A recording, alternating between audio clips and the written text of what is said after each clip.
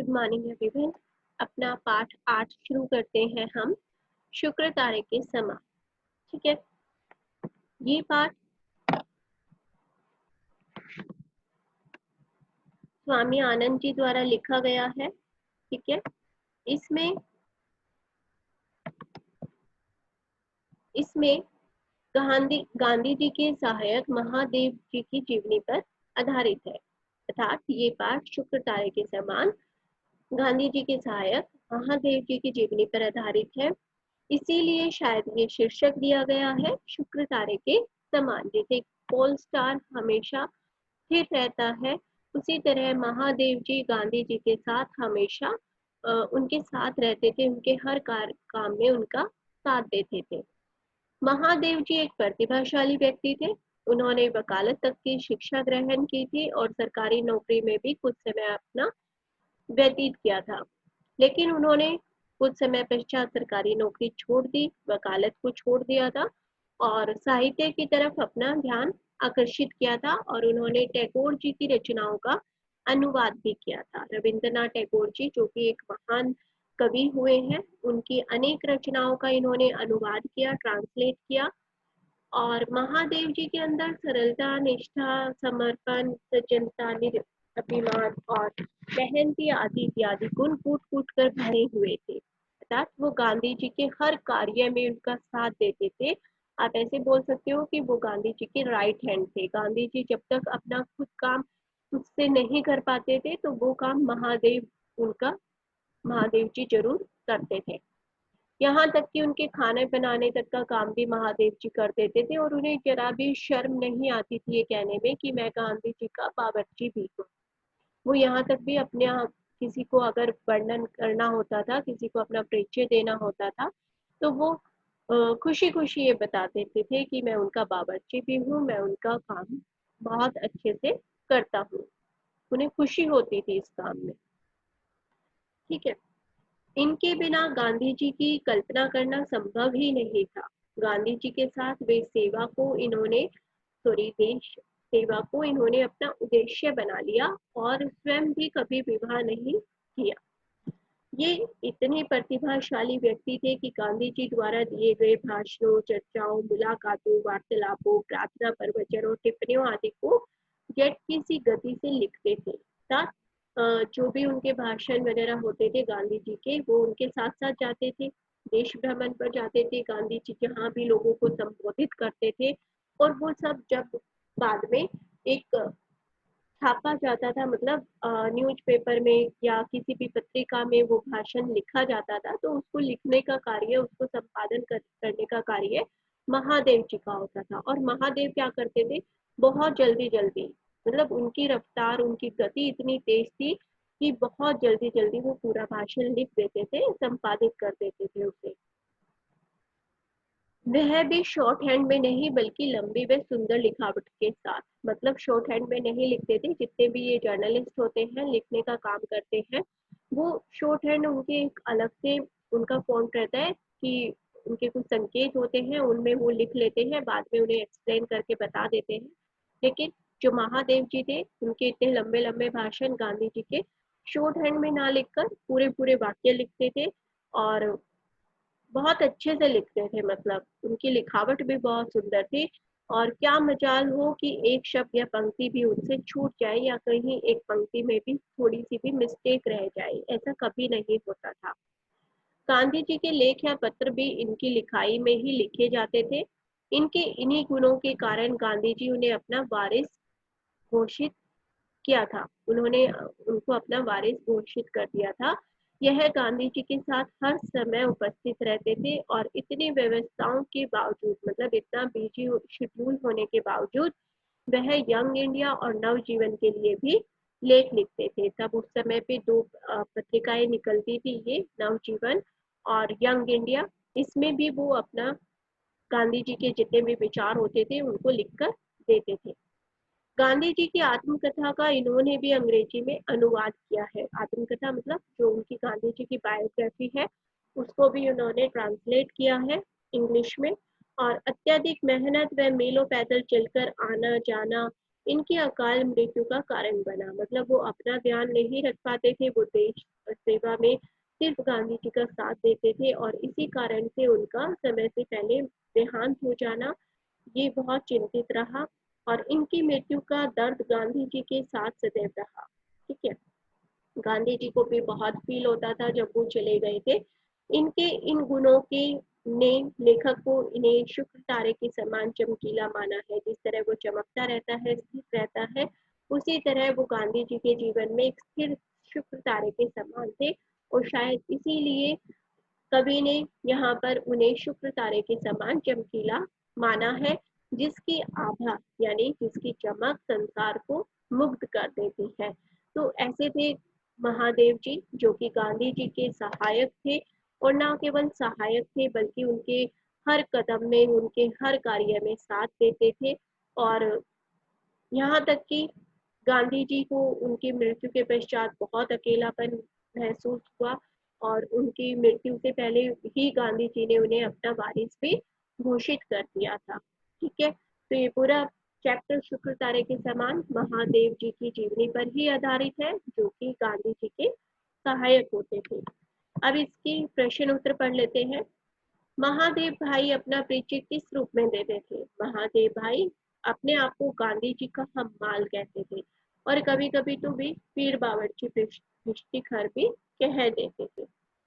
Young India साप्ताहिक में लेखों की कमी क्यों रहने लगी थी? जब हानीमैन को देश निकाला दे दिया गया, ठीक है, तो यंग इंडिया में लेखों की कमी होने लगी और क्योंकि उसे हानीमैन ही मुख्य रूप से लिखते थे, लेकिन ब्रिटिश सरकार के वो आदमी थे और उन्होंने कुछ चालाकी की थी सरकार के साथ, तो चालाकियों के कारण उन्हें देश निकाला कर दिया गया था। इसीलिए यंग इंडिया में आर्टिकल्स की कमी होने लगी और बाद में फिर गांधी जी और महादेव जी से संपर्क किया गया और वो यंग इंडिया के लिए लिखते थे। गांधी जी ने यंग इंडिया प्रकाशित करने के विषय में क्या निश्चित किया था? उन्होंने कहा था कि ये सप्ताह में 2 बार प्रकाशित किया जाए। पहले ये केवल 1 बार प्रकाशित होता था, लेकिन बाद में गांधी जी का ये निर्णय था कि ये हफ्ते में 2 बार प्रकाशित किया जाए, पब्लिश किया जाए। गांधी जी से मिलने से पहले महादेव भाई कहाँ नौकरी करते थे? गांधी जी से मिलने से पहले महादेव भाई अनुवाद विभाग में नौकरी करते थे। अनुवाद विभाग होता है ट्रांसलेशन का काम, जहाँ होता है ट्रांसलेट किया जाता है। ओके, महादेव भाई के झोलों में क्या भरा रहता था? मतलब झोले होते हैं थैलों में, उनके थैलों में ताजे से ताजे समाचार पत्र, पत्रिकाएं और पुस्तकें भरी रहती थी। महादेव भाई ने गांधी जी की कौन सी प्रसिद्ध पुस्तक का अनुवाद किया था? उनकी जो बायोग्राफी थी, सत्य के प्रयोग means my experiment with truth, इसका उन्होंने ट्रांसलेट किया था। अहमदाबाद से कौन से 2 साप्ताहिक निकलते थे? यंग इंडिया और नवजीवन। दोनों के लिए ही महादेव जी लिखते थे, गांधी जी की मदद करते थे और दोनों ही बहुत चर्चित साप्ताहिक पत्रिकाएं उस समय होती थी। महादेव भाई दिन में कितनी देर काम करते थे? मतलब वो कंटिन्यू काम करते ही रहते थे। वे जब तक जगे रहते थे, मतलब जब तक रात को उन्हें नींद नहीं आ जाती थी या रात को 2 बजे तक, 3 बजे तक, जब तक उनके पास काम होता था वे कंटिन्यू काम करते ही रहते थे। और इतने बिजी शेड्यूल के बाद भी वो दिनचर्या के लिए सूत और काटने के लिए भी समय निकाल लेते थे। गांधी जी चरखा काटते थे, तो उस काम में भी वो उनकी मदद करते थे, सूत काटने में भी उनकी सहायता करते थे। महादेव गांधी जी से महादेव भाई से गांधी जी की निकटता किस वाक्य से सिद्ध होती है? महादेव का हम कहें तो समूचा जीवन, उनके सारे कामकाज गांधी जी के साथ एक रूप होकर इस तरह गुथ गए थे कि गांधी जी से अलग करके अकेले उनकी कोई कल्पना नहीं की जा सकती थी। निम्नलिखित प्रश्नों के उत्तर देने हैं। अब हमें आगे बढ़ते हैं कि गांधी जी ने महादेव को अपना वारिस कब कहा था? सन 1919 में जब जलियांवाला बाग कांड हुआ था, तो उस समय पंजाब जाते समय गांधी जी को पलवल स्टेशन पर गिरफ्तार कर लिया गया था। अब जब गिरफ्तार कर लिया तो उनकी जमानत करने के लिए किसी को गवाही देनी थी, तो गांधी जी ने उन्हें अपना वारिस घोषित कर दिया था कि महादेव ही मेरे वारिस है और यही मुझे जमानत दिला सकती है। गांधी जी से मिलने आने वालों के लिए महादेव भाई क्या करते थे? गांधी जी से मिलने आने वालों के लिए बातचीत का महादेव भाई पहले संक्षिप्त नोट बनाते थे, मतलब पहले शॉर्ट में वो लिख लेते थे और बाद में गांधी जी को दिखाते थे। उसके बाद वे उन लोगों को गांधी जी से मिलवा देते थे। महादेव भाई की साहित्यिक देन क्या थी? मतलब वो लिटरेचर में या कैसे लिखते थे, उनकी साहित्यिक देन क्या थी? हमने स्टार्टिंग में पढ़ा कि वो टैगोर की जितनी भी रचनाएं थी उनको उनका अनुवाद करते थे। ऑलमोस्ट बहुत सारी रचनाओं का उन्होंने अनुवाद किया। लेकिन उनकी साहित्यिक देन क्या रही? उन्होंने यंग इंडिया और नवजीवन के लिए लेख लिखे थे। उन्होंने गांधी जी की पुस्तक सत्य के प्रयोग का भी अनुवाद किया था। महादेव भाई की अकाल मृत्यु का कारण क्या था? कि महादेव भाई रोज 11 मील पैदल चलते थे और उनका उनके स्वास्थ्य पर प्रतिकूल प्रभाव पड़ा, मतलब उसका बहुत ही बुरा प्रभाव पड़ा और यही कारण हो सकता है कि उनकी समय से पहले मृत्यु हो गई। महादेव भाई के लिखे नोट के विषय में गांधी जी क्या कहते थे? महादेव भाई इतना सुंदर लिखते थे और इतना स्पष्ट लिखते थे कि उनमें कोई भी गलती नहीं होती थी। इसलिए जब कोई अपने नोट गांधी जी को दिखाने आता था तो गांधी जी कहते थे कि पहले महादेव भाई के नोट से मिलाया या नहीं मिलाया। पंजाब में फौजी शासन ने क्या कहर बरसाया था? पंजाब में फौजी शासन ने तरह तरह के कहर बरसाए। पंजाब के अधिकतर नेताओं को गिरफ्तार करके काले पानी की सजा दी गई और ट्रिब्यून के संपादक श्री कालीनाथ राय को 10 साल के लिए जेल भेज दिया गया। सॉरी। महादेव जी के किन गुणों ने उन्हें सबका लाडला बना दिया था? महादेव जी क्या करते थे कि अपने काम को बड़े लगन से करते थे। उनके सुलेख का कोई सानी नहीं था, मतलब उनके सुलेख का कोई मुकाबला नहीं कर सकता था। उनकी लिखावट बहुत तेज होते हुए भी त्रुटिहीन थी, यानी उसमें कभी कोई गलती नहीं मिलती थी। वे गांधी जी की सेवा एक पक्की सेक्रेटरी की तरह करते थे, इसीलिए वे सबके लाडले बन गए थे। महादेव जी की लिखावट की क्या विशेषताएं थी? कि उनकी लिखाई इतनी सुंदर थी कि वे पूरे भारत में फेमस हो गए थे और गांधी जी के जो पत्र वायसराय के नाम से होते थे वे महादेव की लिखावट में ही लिखे जाते थे। वायसराय भी उनकी लिखाई के कायल हो गए थे और उनकी लिखावट पढ़ने वाले को मंत्रमुग्ध कर देती थी। अभी हमें कुछ आशय स्पष्ट करने हैं, ठीक है। अपना परिचय उनकी पीर बावर्ची भिश्ती खार के रूप में देने में वे गौरवान्वित महसूस करते थे। महादेव भाई अहम से ज्यादा दूर रहते थे, मतलब उनमें किसी प्रकार का कोई घमंड नहीं था और गांधी जी जैसी महान शख्सियत के निकट रहते हुए भी उन्हें इसका कभी कोई गुमान नहीं हुआ। वे तो अपने आप को गांधी जी का पीर बावर्ची भिश्ती घर मानते थे, मतलब बावर्ची तक मानते थे और मतलब वे गांधी जी के बड़े से बड़े और छोटे से छोटे काम को बहुत खुशी खुशी करते थे। इस पेशे में आमतौर पर स्याह को सफेद और सफेद को स्याह करना होता है। अर्थात वकालत एक ऐसा पेशा है, हमने स्टार्टिंग में पढ़ा था कि जो महादेव जी हैं वो पहले वकालत करते थे।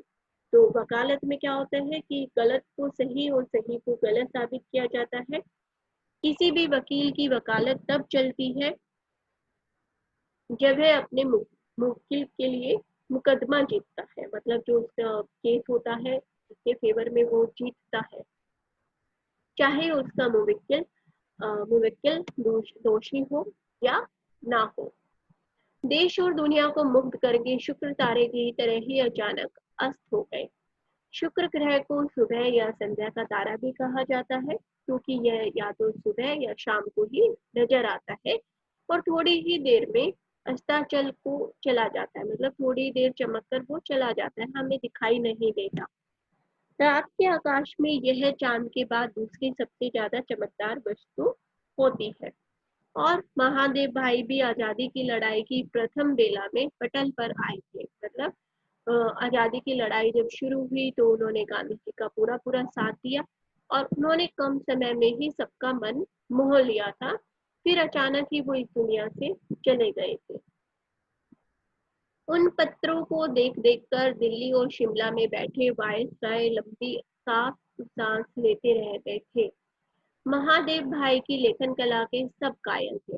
गांधी जी के वायसराय के नाम से जो पत्र लिखे जाते थे वे महादेव द्वारा ही लिखे जाते थे और वायसराय उस सुंदर लेखन को देखकर मोहित हो जाते थे और उन जैसे हीरे की अपने पास न होने का अफसोस भी करते थे। अर्थात उनकी मृत्यु के पश्चात वे अफसोस करते थे और सॉरी वायसराय ये सोचते थे कि ऐसा हीरा, ऐसा महान लेखक उनके पास तो नहीं है। ठीक है, पाठ पूरा हो गया। उम्मीद करती हूँ आपको ये पाठ पूरा अच्छे से समझ आया होगा, क्वेश्चन आंसर भी समझ आ गए होंगे। Thank you.